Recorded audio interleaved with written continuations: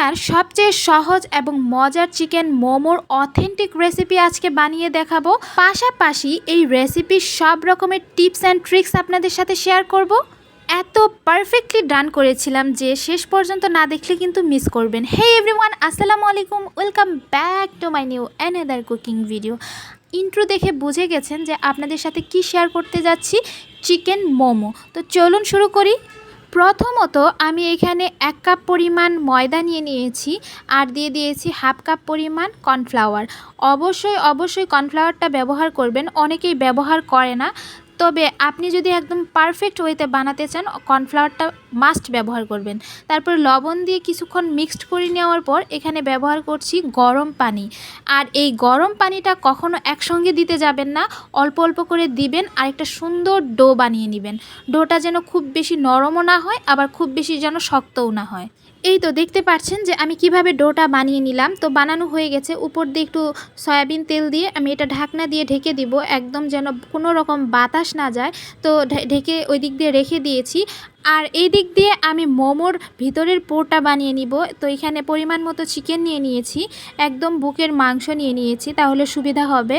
তো এটা অবশ্যই কুচি কুচি করে নেবেন। অনেকেই দেখি যে ব্লেন্ডারে বা কিমা বানিয়ে ফেলেন। তো ওইরকমভাবে কিমা বানালে আর কি অথেন্টিক যে টেস্টটা সেটা পাবেন না। তো এইভাবে যতটা পারবেন কুচি কুচি করে নেবেন। দেখতে পাচ্ছেন যে আমি কিভাবে করে নিয়েছি, মোটামুটি একটা কেমার মতোই হয়ে গেছে। এইভাবে করলে কিন্তু চিকেনটা ভিতরে খেতে কিন্তু খুবই মজা লাগে। তো এই তো বানানো হয়ে গেছে। আর এই দিক দিয়ে আমি দিয়ে দিচ্ছি পেঁয়াজ কুচি, কাঁচামরিচ কুচি আর দিয়ে দিচ্ছি সাদা গোলমরিচের গুঁড়া, পরিমাণ মতো লবণ।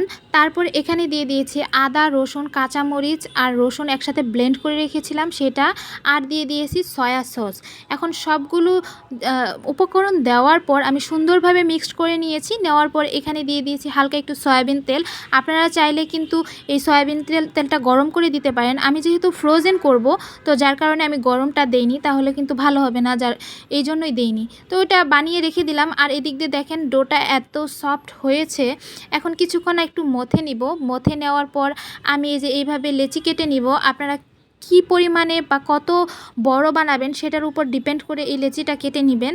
আমি একটু ছোট ছোট করে বানাবো, আর মোমোটা সাধারণত ছোট ছোটই থাকে, সেইভাবেই আমি লেচি কেটে নিয়েছি। একটা যেন একটার গায়ে না বেঁধে যায়, যার কারণে ময়দা দিয়ে আমি খুব সুন্দরভাবে সাইড করে রেখে দিয়েছি। আর এটা সবগুলো এইভাবে গোল শেপ করে নিচ্ছি যাতে আমার বানাতে খুব সুবিধা হয়। একটা একটা করে নিব আর বানাবো। তো আপনাদের সুবিধার্থে আমি একটা বানিয়ে দেখাচ্ছি। লুচির মতো করে বেলে নেবেন। খুব বেশি যে পাতলা আবার খুব বেশি যে মানে মোটা হবে ব্যাপারটা কিন্তু এরকম না। তো আপনাদের আমি দেখাচ্ছি যে আমি কিভাবে এই রুটিগুলা বানিয়েছি। এই তো দেখেন যে খুব বেশি যে মোটা বা চিকন এরকম না। তো সবগুলো আমি লুচির মতো করে বেলে নিয়েছি। এখন মোমো বানানোর পালা। তো আমি যে পুরটা বানিয়ে নিয়েছিলাম, তো পুরটা ভিতরে দিয়ে আমি বানিয়ে নিচ্ছি। যদিও চিকেন মোমোটা আমি খুব বেশি বানাইনি এর আগে, যার কারণে আমি প্রফেশনাল কিছু না।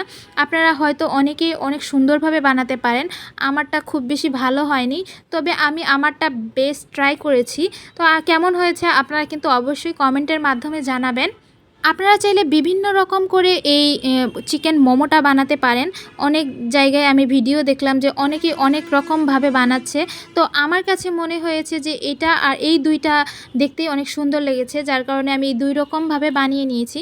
আপনাদের যার যেমন পছন্দ সেইভাবে বানাতে পারেন। তবে আমি যেই ওয়েতে বানিয়েছি সেটা কিন্তু খুবই মজার ছিল। আপনারা ট্রাই করে দেখতে পারেন। যেহেতু আমি এখন খাবো না, এটা সম্পূর্ণ ফ্রোজেন করব, যার কারণে এখানে একটা বাটি নিয়ে নিয়েছি মোটা, আর এখানে একটু ময়দা দিয়ে দিয়েছি, আর এখানে একটু ফাঁকা ফাঁকা করে এটা ফ্রোজেন করব। 2 দিন পর আমি ফ্রিজ থেকে বের করে নিয়েছি। আজকে আপনাদের সাথে শেয়ার করব যে সংরক্ষণও দেখালাম আর এটা কিভাবে এখন বয়েল করব সেটাও দেখালাম। আর এদিক দিয়ে আমি একটা ইনস্ট্যান্ট সস বানিয়ে নিচ্ছি। আপনারা চাইলে মোমোর অনেক রকম সস আছে, সেটা বানিয়ে নিতে পারেন। এখানে টমেটো সস আর সয়া সসটা আমি দিয়ে একটা সস বানিয়ে নিয়েছি। তবে এটা খেতে আমার কাছে খারাপ লাগেনি, বেশ ভালো লেগেছে। আর চুলায় একটা হাঁড়ি বসিয়ে দিয়েছি পানিসহ, আর একটা স্ট্রেনার দিয়ে দিয়েছি। এখন আমি খুব সুন্দরভাবে এটা বয়েল করে নিব। বেশ 15 থেকে 20 মিনিটে ঢাকনা দিয়ে ঢেকে বয়েল করে নিব। তো ফিরছি 15 মিনিট পর। তো 15 মিনিট পর দেখতে পাচ্ছেন যে একদম ডাবল হয়ে গেছে। আপনারা যখন এটা বয়েল করবেন যথেষ্ট সাইডে জায়গা রেখে তারপরে বয়েল করবেন। তো যাই হোক, এই তো আমার মোমোটা একদমই রেডি। কেমন হয়েছে আপনারা কিন্তু জানাবেন। আর এই স্ট্রেনারে যখন মোমোটা বয়েল করতে দিবেন অবশ্যই একটু তেল ব্রাশ করে নেবেন, তাহলে কিন্তু লেগে যাবে না। যাই হোক, এটাই ছিল আমার মোমোর ফাইনাল লুক। এটা দেখতে যত সুন্দর ছিল, খেতে তার থেকে অনেক অনেক বেশ গুণে ভালো ছিল। আর এটা তো আমার অনেক পছন্দ হয়েছে। আমি মাঝে মাঝে ট্রাই করব আর আপনাদের সাথে কিন্তু এই ভিডিওগুলো শেয়ার করব। আমার এই ছোট্ট ভিডিওটা আপনাদের কাছে কেমন লাগলো, যদি একটুও ভালো লেগে থাকে অবশ্যই লাইক, কমেন্ট, শেয়ার করতে কিন্তু ভুলবেন না। আজ আসি, আল্লাহ হাফেজ।